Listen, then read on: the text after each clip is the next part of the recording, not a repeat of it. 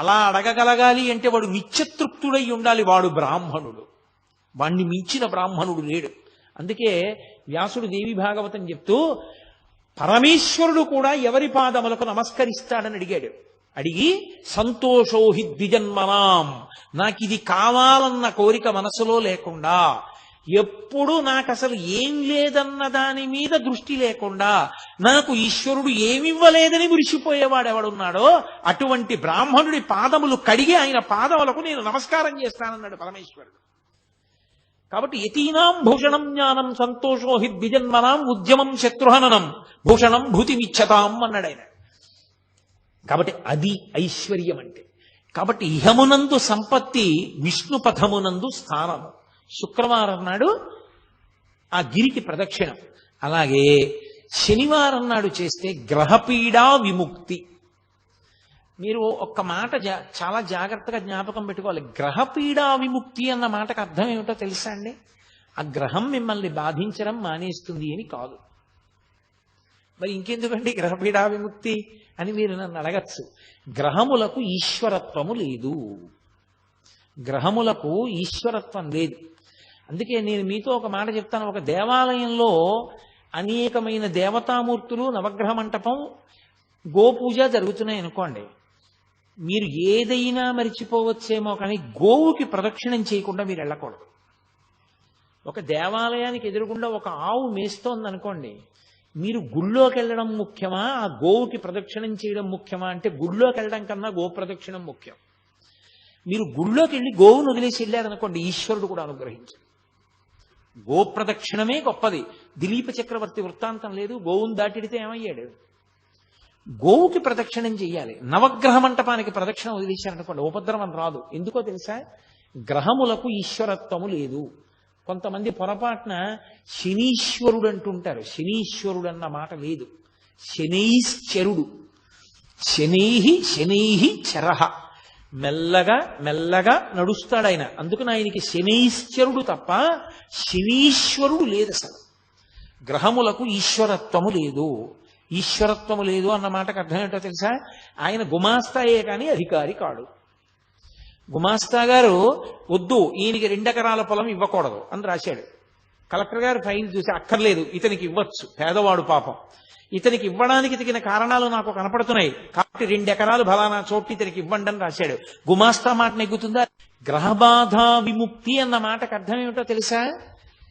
గ్రహముల యొక్క పీడ కింది స్థాయికి వెళ్ళిపోతుంది. ఈశ్వరుడు పిలిచి అంటాడు, వాడిని నువ్వు బాధ పెట్టడానికి వీలు లేదు. ఇప్పుడు పాము కరవాలి వాణ్ణి చీమ కరుస్తుంది. అంటే గ్రహం ఈశ్వరుడి మాటని బట్టి బాధించడంలో కింది స్థాయికి వెళ్ళిపోతుంది. అప్పుడు అసలు మిమ్మల్ని బాధించినట్టు ఉండదు. పాము కరిస్తే పడినటువంటి బాధ వలన పోవలసిన పాపం చీమ కరిచిన బాధని పాము కరిచిన బాధతో సరిపెట్టి పోగొడతారు. కొంతమందిని చూడండి, కారాగారంలోంచి సత్ప్రవర్తన వలన విడుదల చేసేసామంటారు. మనం ఎన్నుకున్న ప్రభుత్వానికే అంత అధికారం ఉంటే పరమేశ్వరుడికి గ్రహములను ఆదేశించడానికి అధికారం ఉండదని మీరు ఎలా అనుకుంటున్నారు? అది గ్రహపీడా విముక్తి అంటారు దాన్ని. అది శనివార ప్రదక్షిణం చేత కలుగుతుంది.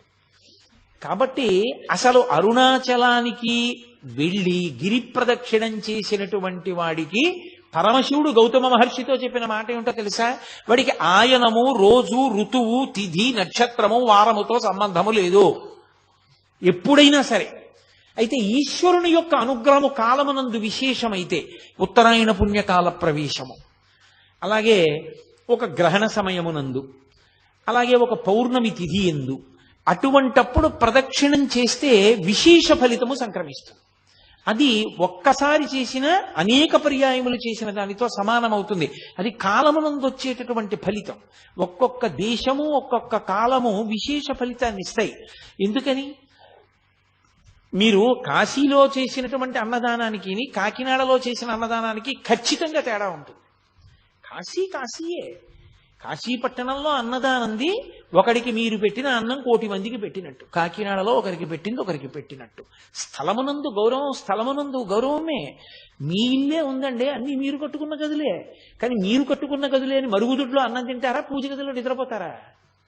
పడుకునే గదిలో పడుకుంటారు, పూజ గదిలో పూజ చేస్తారు, మరుగుదొడ్లో కాలకృత్యాలు తీర్చుకుంటారు. మీరు కట్టుకున్న ఇంట్లోనే మీరన్ని పనులు చేయకుండా ఒక పని ఒక చోటే చేస్తున్నప్పుడు పరమేశ్వరుడి చేత నిర్మింపబడిన భూమి యందు ఒక చోట ప్రత్యేకత ఉంటుందంటే ఆశ్చర్యం ఎందుకు? దాని తేజస్సు దాంది. అందుకే దేశము కాలము.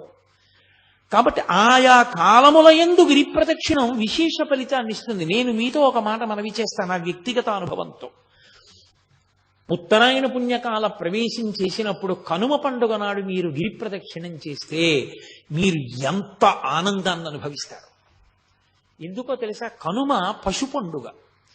అసలు ఆ రోజున ఆవుల్ని, దూడల్ని, గుర్రాల్ని అన్నిటినీ అలంకారం చేస్తారు. చేసి వాటికి పాయసం వండి పెట్టాలి. అసలు మీరు అరుణాచలం వెళ్ళి కనుమ పండుగ నాడు అరుణాచలేశ్వరుడి దేవాలయానికి వెడితే భళ్ళాల మహారాజు గారు నిర్మాణం చేసినటువంటి పెద్ద నంది ఉంది. ఆ పెద్ద నందికి చిన్న నందికి అలంకారం చేస్తారు. అసలు ఎంత అద్భుతంగా ఉంటుందో. ఇక్కడ మనం శాకాంబరి అలంకారం ఎంత గొప్పగా చెప్తామో కనుమ పండుగ నాడు చేసే నందీశ్వర అలంకారం అలా ఉంటుంది. ఎందరో గతంలో కనుమ పండుగ నాడు ప్రదక్షిణం చేస్తుండేవాళ్ళం. ప్రతి ఇంటి ముందు గొబ్బిళ్లే.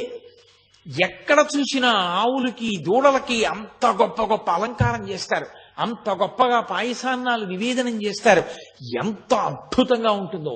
తిరువన్నామలై శ్రీచక్ర స్వరూపం. ఆ కొండ శ్రీచక్రము అని నమ్ముతారు. నమ్మి శాక్తేయులు దానికి ప్రదక్షిణం చేస్తారు. కావ్యకంఠ గణపతి ముని ఆ శివ కోణములు, శక్తి కోణముల చేత అది ఆ కొండ పాదం యొక్క స్వరూపం చేత అది సాక్షాత్తుగా శ్రీచక్ర స్వరూపమే అని నిర్ధారించారు. ఎవరు ఏ కోణంలో చూస్తారో ఆ కోణంలో కనపడుతుంది ఆ కొండ. అంత గొప్ప కొండ. కాబట్టి అది స్థూల శివుడు.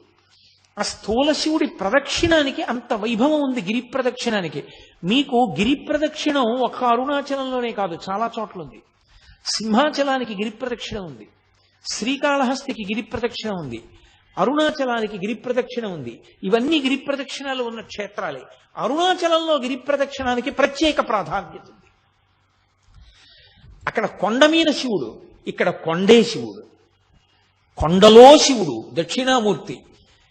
ఊళ్ళో అరుణాచల క్షేత్రమునందు అరుణాచలేశ్వరుడు అగ్నిలింగం. ఇన్ని ఉన్న క్షేత్రం అరుణాచల క్షేత్రం.